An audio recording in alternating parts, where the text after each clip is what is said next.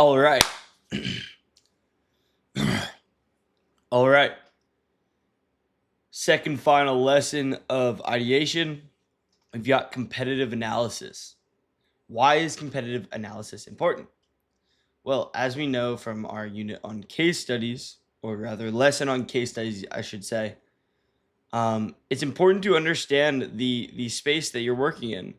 And so the case studies that I provided earlier are to provide a general holistic representation of this domain of consumer apps. Now, when it comes to competitive analysis, if you have begun the process of ideation, seeking to solve your problems and scrolling social media, once your ideas become slightly more fully formed, it's very important to look at what other apps or what similar products in the space are doing. Honestly, I almost considered including this in the unit on ideation. The reason that I didn't is the majority of ideas that I have ever come up with that have been successful were based on idea slash problem first, and then we compare what already exists in the space rather than looking at products that exist and then choosing the app to build. Um, to be honest, actually have employed that strategy a number of times, and every single time it has failed. On the flip side, I do know other people that use that strategy and it works. Um, and it also borders on being a copycat, right? There's one way, which is to look at apps that exist in the space and to use that to build an adjacent product, which I think that there's nothing wrong with. And then you look at other apps in the space and you just build a complete copycat and you don't innovate at all. And I find that to be very uninspiring. All right. So I'm actually going to switch these around. We're going to do App Store rankings plus Sensor Tower, and I'll explain why in a moment. But let's get right into it. Okay, so during this lesson, I'm going to just kind of scroll through without a very specific idea in mind that I'm looking to analyze the competitors for, but you can employ really any sort of strategy here. I usually do this on my phone, but I'm on the computer, so we'll do it here today. So if you search up App Store, iOS App Store charts, you'll come you'll get somewhere like here, I think. Yeah. So I just searched up Quitter. I pressed the 68 in health and fitness, and then I changed to lifestyle to start. The first app I built, RizGPT, was in lifestyle, but you can really go through any category. But we'll start here arbitrarily. Okay, so when I come here, the big things that I'm looking for are new products. Now, the reason that that's important is, as I explained in case studies, right, we're not looking to try to copy Pinterest or Hinge or, Zillow. Like, these are all multi billion dollar companies that received a ton of funding and took years and years to find any level of success.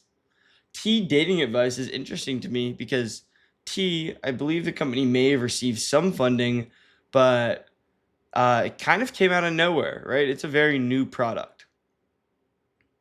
Keep scrolling through Deep Search AI. I think this is similar.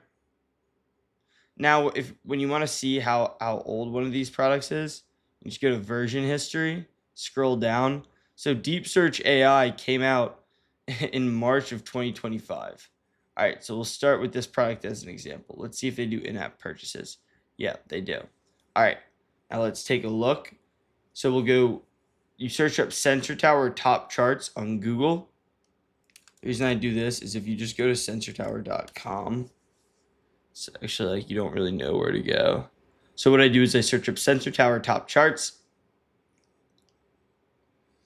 Now, guys, I don't even have an account. I don't even pay for Sensor Tower. All right, it's deep search. So here we'll see that we see the little icons here. This is Android. This is iOS. Deep Search AI came out in March and is doing over $300,000 a month post Apple tax.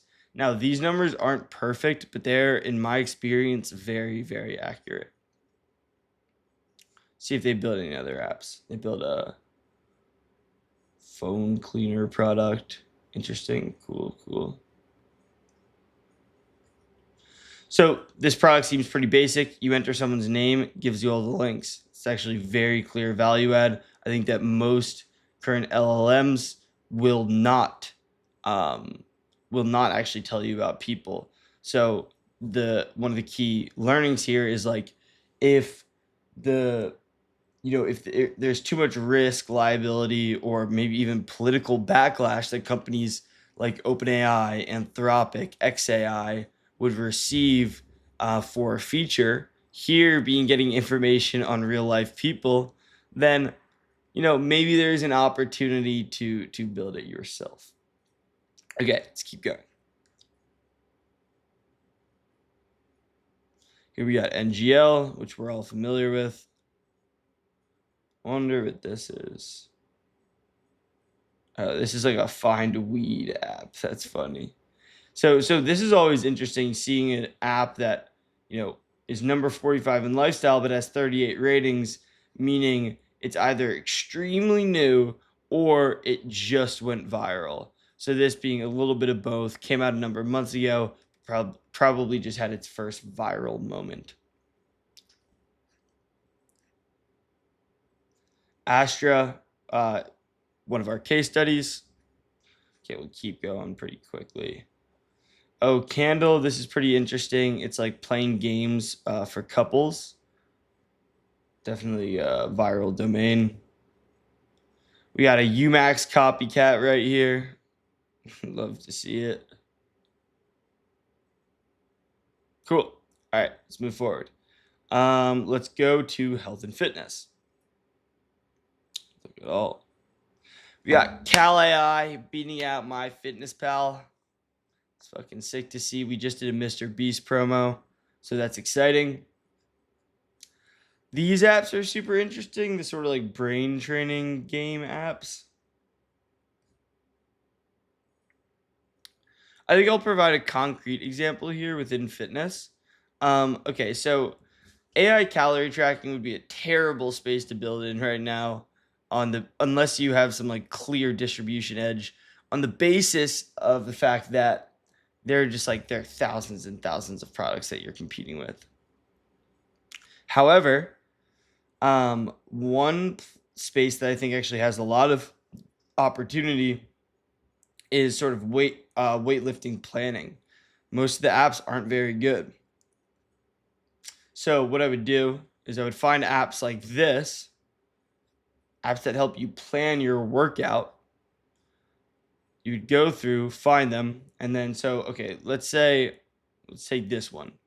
First step in my eyes is like find comparables and then find out how much they're making. Like, are they making a lot? Do they get a lot of downloads? So Strong Workout Tracker, which is obviously a very generic product, is making over $500,000 a month after Apple's tax on just 200,000 downloads, which indicates relatively high user intent. Okay, let's go back. And to be honest, you can apply this to pretty much any domain. Like any idea that you have, go find the products, toss them in, see how much they're making. So I mentioned Impulse, right? These apps are insane. At face value, it's a freemium app, and it just teaches you, you're literally just playing like these little brain games. But they make over $3 million a month after Apple's tax, which is bananas. To put that into perspective, Cal AI also makes 3 million. They've got the number. Well, actually, after Apple tax, it's under 3 million, so that's why they would round down to 2. But it's a great product. That was a little self brag there. It's meant to be a little bit ironic. The joke came across well, but okay. What are some other interesting domains? productivity, you sometimes find some very, yeah, okay, here we've got one. Focus friend, Hank Green. I guess he has produced some little like app to help people stay focused. Speechify, awesome app founded by Cliff Weitzman, a good friend. I'm not seeing too much interesting here right now. We do see all of the AI note-taking apps. So, as an example here, we mentioned Minutes as a case study. Minutes makes $300,000 a month on just 20,000 downloads, which is insane, absolutely bananas. The AI note-taking apps, when you market it to high intent students as well as professionals, you can make a lot of money per download.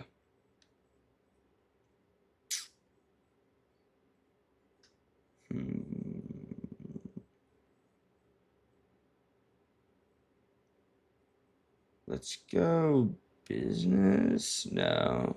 Let's take a look. Not too much is interesting. So once again, as I mentioned earlier, like when I'm taking a look here, what I'm seeing is Indeed. It's a complex product. You need both applicants and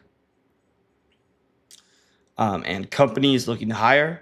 Microsoft Teams. It's like, okay, it's Microsoft. Zoom.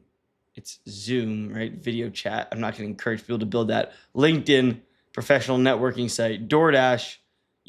So most of these products, I'm taking a look at them, and I'm like, all right, these are built by major corporations and are very complex products, which is why I kind of skip through them. And I'm like, you know what? There's not much for me to teach about most of this. So this scanner app, this is actually something that you could theoretically build, right? But it's maybe not as viral, not really in line with with the sort of ethos of the majority of products and consumer apps that I provided in the case studies, and that are you have any amount of reasonable chance to make highly profitable within just a few months. Prep AI, this does look pretty basic. This looks like a basic AI app designed to help you find jobs. Let's see, they have in-app purchases. Yep, they do. See how much Prep AI is making.